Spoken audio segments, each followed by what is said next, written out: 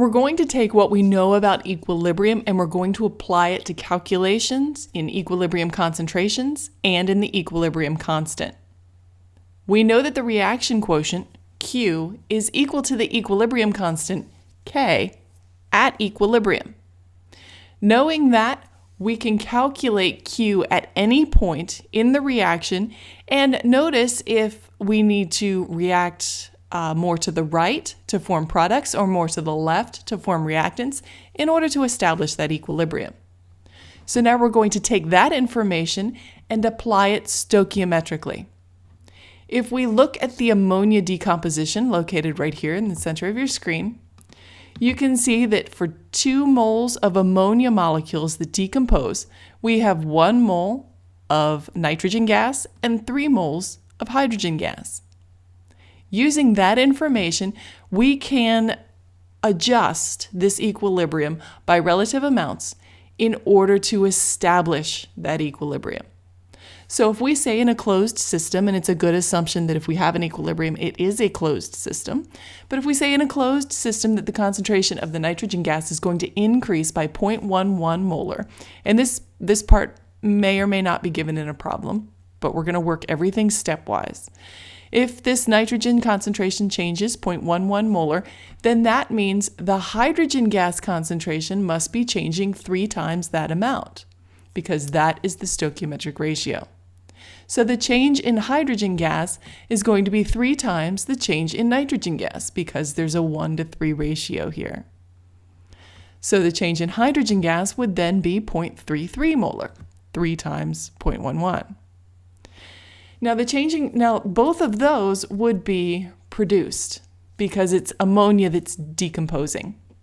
So the change in concentration of ammonia is twice the concentration change of nitrogen, but the ammonia is decreasing as it decomposes. So it's a -2 times the amount of nitrogen gas, or a -2x. So the change in ammonia would be a -0.22 molar. We are removing 0.22 moles of ammonia in order to create 0.11 moles of nitrogen and 0.33 moles, molarity, not moles, of hydrogen.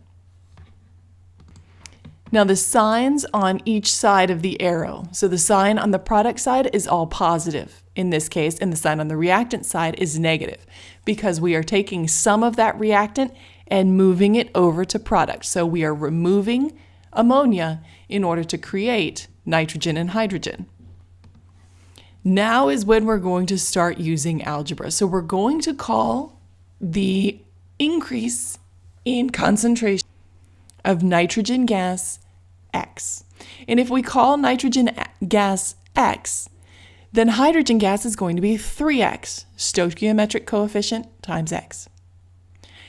And the decrease in concentration of ammonia is going to be a -2x. So we will remove an amount 2x from ammonia, and we will add an amount x of nitrogen and an amount 3x of hydrogen.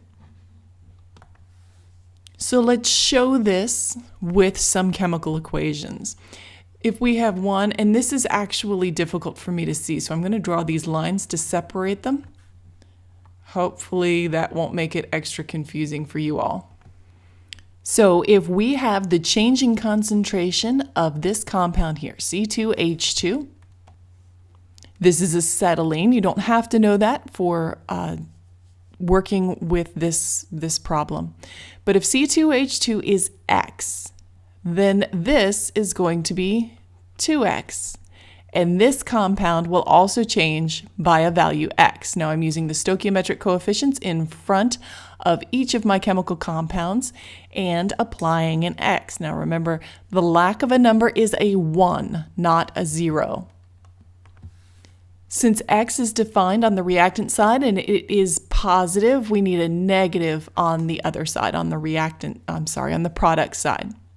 In number 2, x is defined as a positive x on the product side, so I will have x's here, but they will be negative on the reactant side because x was just defined as positive over here. And in number 3, I have an X on the reactant side. So I should have a 5X for my oxygen, a 3X for my carbon dioxide, and a 4X for my water, my gaseous water.